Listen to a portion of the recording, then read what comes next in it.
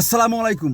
একজন প্রবাসী যদি মোবাইল নিয়ে বাংলাদেশে যায়, তাকে নাকি ৫৭% ট্যাক্স দিতে হবে। আমার মনে হয় যে এই ঘোষণা দিয়েছে সে একজন মদখোর, একজন গাঁজাখোর।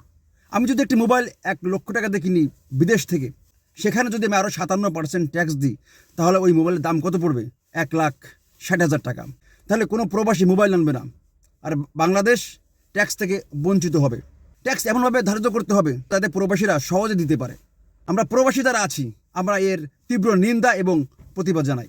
আসলে প্রবাসীরা এমন একটি জাতি, এরা সব জায়গায় মারা খায়। যে দেশে থাকে সেই দেশের সরকারের কাছ থেকে মারা খায়, আবার নিজের দেশে যে নিজের মাতৃভূমিতে যেও মারা খায়। মারা এদিকেও খায়, মারা ওদিকেও খায়। এদের কোনো শান্তি নাই। যারা উপদেষ্টা, এরা সরকারের পরগাছা, এদেরকে উপদেশ দেওয়ার জন্য আনা হয়েছে। উপদেষ্টা হয়ে ক্ষমতার অপব্যবহার করছে।